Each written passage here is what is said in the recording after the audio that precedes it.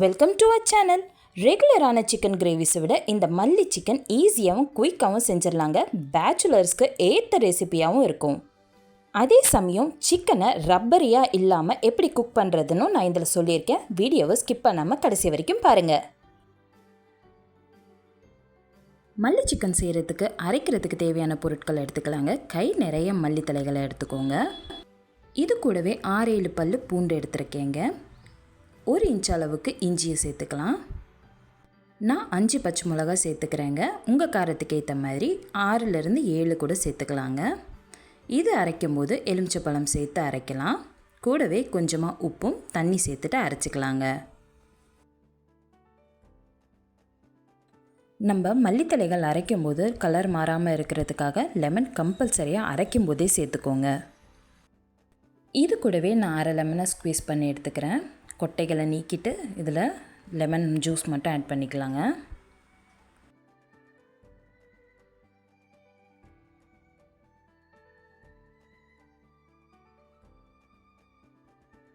இந்த பேஸ்ட்டுக்கு தேவையான அளவுக்கு மட்டும் உப்பு சேர்த்துட்டு கொஞ்சமாக தண்ணி ஊற்றி அரைச்சிக்கலாம்.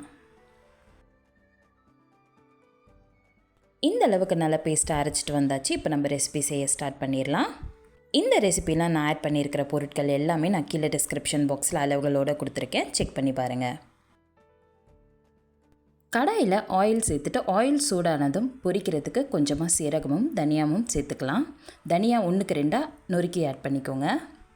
நல்ல பெரிய சைஸ் உள்ள வெங்காயம் 2 வெங்காயத்தை நீல வாக்கில் கட் பண்ணி சேர்த்துருக்கேங்க. உங்ககிட்ட கொஞ்சம் சின்ன சைஸில் இருந்துச்சு அப்படின்னா நீங்கள் ஒரு 3லேருந்து 4 வெங்காயம் வரைக்கும் கூட எடுத்து ஆட் பண்ணிக்கலாம். வெங்காயம் நல்லா வதங்கட்டும். இந்த அளவுக்கு நல்லா வதங்கினதுக்கப்புறமா இது கூட ஒரு கொத்து கருவேப்பிலையும் சேர்த்துக்கலாங்க. 2 நல்ல பழுத்த தக்காளியை கட் பண்ணி நான் இதில் ஆட் பண்ணிக்கிறேன்.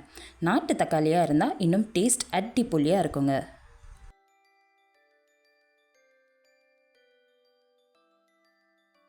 தக்காளி குயிக்காக நல்லா வெந்து வர்றதுக்கு கொஞ்சமாக உப்பும் மஞ்சத்தூளும் சேர்த்து நல்லா வதக்கி கொடுத்துக்கலாங்க.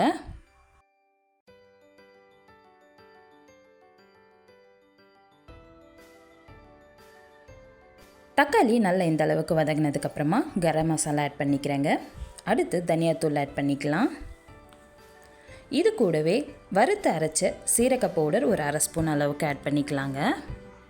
கடைசியாக ஒரு 1/2 ஸ்பூன் அளவுக்கு சில்லி பவுடரையும் நான் ஆட் பண்ணிக்கிறேன். கொஞ்சமாக தண்ணியை சேர்த்துட்டு மசாலாவோட பச்சை வாசனை போகிற வரைக்கும் வதக்கி கொடுத்துக்கலாம். இந்த கிரேவிக்கு ரெட் சில்லி பவுடரோட ஃப்ளேவரை விட க்ரீன் சில்லியோட ஃப்ளேவர்ஸ் தாங்க அதிகமாக இருக்கணும். அதனால தான் நம்ம அரைக்கும் போது பச்சை மிளகாவையும் சேர்த்துருக்கிறதுனால இதுக்கு காரத்தை பார்த்து ஆட் பண்ணிக்கோங்க. மசாலாஸ்லாம் நல்லா வதங்கினதும் 1/2 kg சிக்கனை வாஷ் பண்ணி எடுத்து வச்சுருக்கேன். அந்த சிக்கனை இதில் ஆட் பண்ணிவிட்டு நல்லா ஹை ஃப்ளேமில் டாஸ் பண்ணி கொடுங்க. நீங்கள் லோ ஃப்ளேமில் ஸ்லோவாக குக் பண்ணிங்க அப்படின்னா நம்ம குக் பண்ணுற சிக்கன் ரொம்ப ரப்பரியாக ஆயிரும். ஸோ எப்போவுமே சிக்கனை குக் பண்ணும்போது ஹை ஃப்ளேமில் கொடுத்து வதக்கி விடுங்க. 5 நிமிஷம் நல்லா வதங்கினதுக்கப்புறமா நம்ம அரைச்சி வச்சுருக்கிற பேஸ்ட்டை இதில் ஆட் பண்ணிடலாங்க. இந்த பேஸ்ட்டில் இருக்கிற பச்சை வாசனை போகிற வரைக்கும் நல்லா வதக்கி கொடுங்க.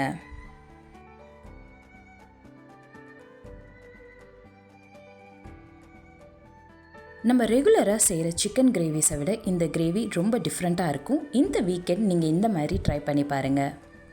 பேஸ்ட்டில் இருக்கிற பச்சை வாசனை போனதுக்கப்புறமா கொஞ்சமாக தண்ணி சேர்த்து 5 மினிட்ஸ் குக் பண்ணி எடுத்துக்கலாங்க. நான் மிக்ஸி ஜார் வாஷ் பண்ண வாட்டரை தான் ஆட் பண்ணியிருக்கேன். கொஞ்சம் போல் தண்ணியை சேர்த்துட்டு ஒரு 5 மினிட்ஸ் குக் பண்ணி எடுத்துக்கலாம். உங்களுக்கு கிரேவியோட கன்சிஸ்டன்சிக்கு ஏற்ற மாதிரி வாட்டர் ஆட் பண்ணிக்கோங்க. மூடி போட்டு குக் பண்ணுறதுக்கு முன்னாடி கொஞ்சமாக கருவேப்பிலை இலைகளை கிள்ளி சேர்த்துட்டு மிக்ஸ் பண்ணி கொடுத்துட்டு மூடியை போட்டு ஒரு 5 மினிட்ஸ் குக் பண்ணிக்கோங்க.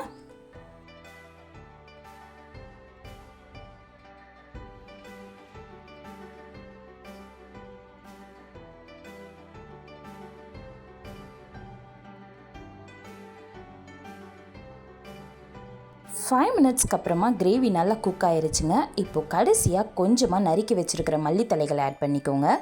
எல்லாத்தோடைய ஃப்ளேவரும் நல்லா என்ஹான்ஸ் பண்ணி கொடுக்கறதுக்கு 1 ஸ்பூன் அளவுக்கு நான் கீ ஆட் பண்ணிக்கிறேன்.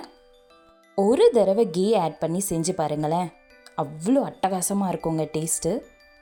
உங்களுக்கு வேண்டான்னாலும் ஸ்கிப் பண்ணிடலாம்.